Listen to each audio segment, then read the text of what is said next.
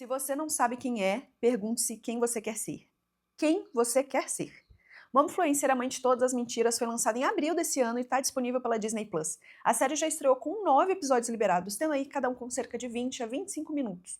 O nome original é New Mamita, la madre de todas las mentiras, o que já diz que é um título em espanhol, mais precisamente gravado no México, e conta com a direção de André Lizarazo. Momfluencer satiriza aí a cultura das redes sociais e as pressões enfrentadas pelas mulheres em relação à maternidade e sucesso profissional. A comédia é protagonizada pela atriz argentina Anita Gutierrez no papel de Lucrécia, uma mulher que nunca quis ser mãe, mas que decide aí fingir uma gravidez após ceder à pressão social, familiar e do namorado. De cara, Momfluencer me fez lembrar do filme lançado pela concorrente, Meio Grávida, que é protagonizado pela Amy Schumer.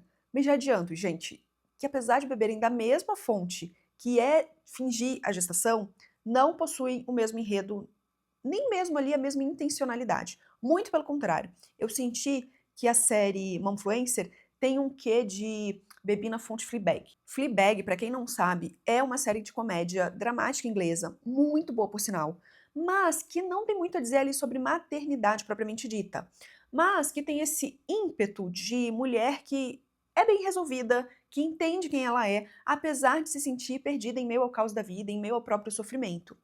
Se é que a gente pode dizer assim. E tem esse quê de não ser ali politicamente correto, da personagem principal não ser ali uma super vilã, mas também não ser a mocinha inocente, sabe? Até em aspectos de filmagem e recursos usados, tanto na narrativa quanto na ambientação, me fizeram lembrar bastante de Fleabag. Mas, de novo, pode-se dizer que bebeu nessa fonte, mas de uma forma sutil. O influencer finge que é leve, mas tem um quê de ácido que lembra bastante essa sinceridade incômoda que Fleabag traz em si. Aspectos gerais que me chamaram a atenção. Primeiro é a vinheta de entrada, que me remeteu bastante às séries Ginny é um Gênio e A Feiticeira. E tem essa estética bem bacana de desenho antigo, com aquela notinha de humor no final.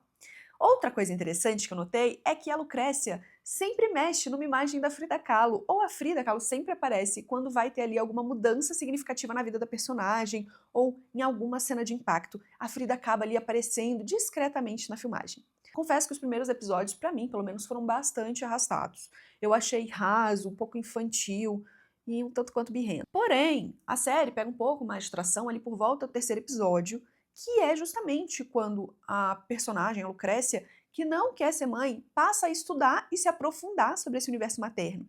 Então ela passa a entender que a maternidade envolve muito mais do que o que é exposto pelas mães. Eu não vou entrar em muitos detalhes, porque né, é uma estreia, eu não quero ficar dando spoiler, mas, por exemplo, em um dos episódios ela pergunta para uma amiga sobre um ginecologista obstetra e descobre ali que essa amiga sofreu uma violência obstétrica e entende que aquilo ali pode ajudar tanto no que ela precisa e ainda meio que vingar a amiga.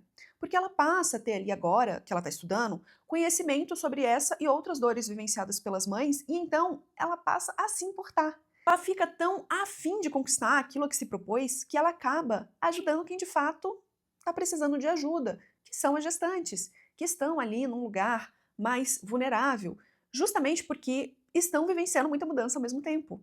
A verdade é que, enquanto grávidas de primeira viagem, a gente tende a se contentar e aceitar goela abaixo o que nos dizem, o que nos impõem, quando há qualquer traço de insegurança ou de desinformação da nossa parte.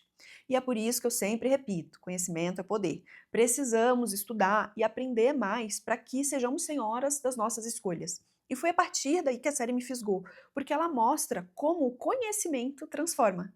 A Lucrécia começa fingindo e termina sendo agente de apoio real para outras mulheres. E isso é forte demais. E aproveitando o gancho, a série também mostra o tanto que essa maternidade perfeita da internet é fake e de que as grávidas são bombardeadas de dicas que nem mesmo as mães que estão ali postando fazem o que dizem que fazem. Inclusive, uma das mães de verdade que aparece ali trabalhando fala: o segredo é sempre ter uma boa babá.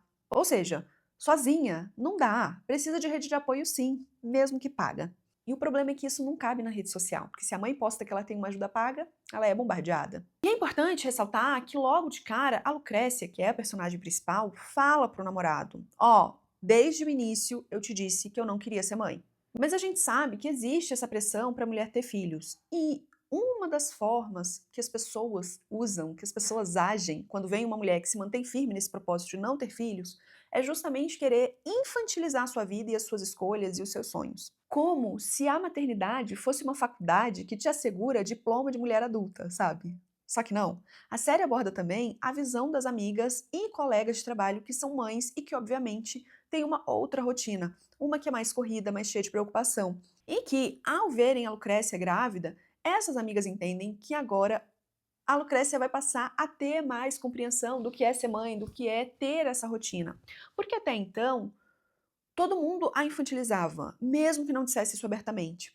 Eu falo sobre essas expectativas de amizade no meu livro e talvez aqui seja o único ponto de encontro com o filme Meio Grávida da Netflix, que eu citei lá no início, mas que aqui é abordado de forma ainda mais branda. Eu vi todos os episódios e o que mais ressoou em mim é a relação dela com a própria mãe ao longo da série. Não é dito de forma explícita, mas ela compartilha de diversas características da mãe e as cenas vão ali alternando sobre o que ela faz com o que a mãe faz, sobre o que ela pensa com o que a mãe pensa, do que ela deseja com o que a mãe dela deseja. É algo que ela não percebe. Na verdade, é algo que nós não percebemos enquanto apenas filhas.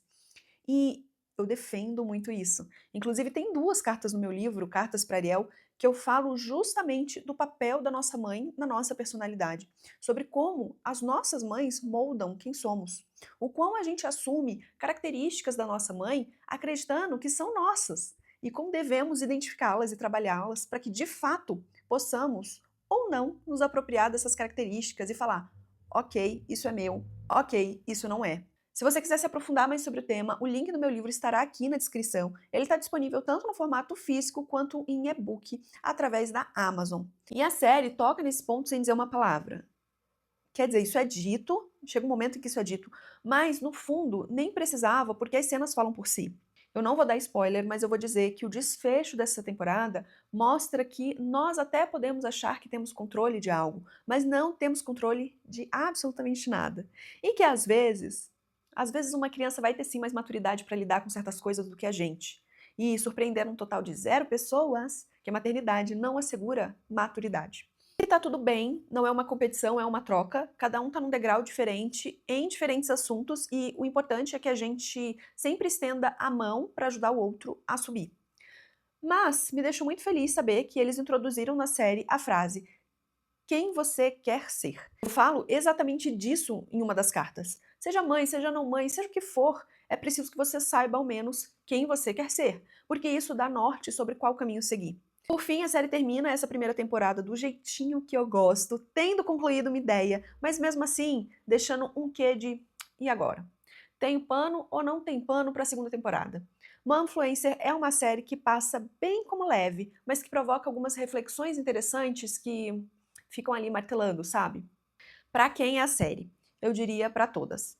Principalmente puérperas e lactantes, para aquela manhã, final de tarde, em que o bebê só quer saber de dormir no colo. E também para mulheres que não querem ser mães. Eu falo bastante que há muito aprendizado da gestação para a vida, e fica parecendo que é apenas sobre gestar o bebê.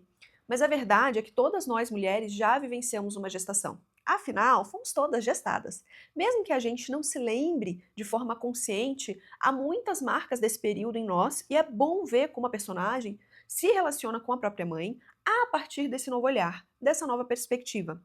E aí me conta, já estava sabendo dessa estreia, já vai assistir, já assistiu, o que achou?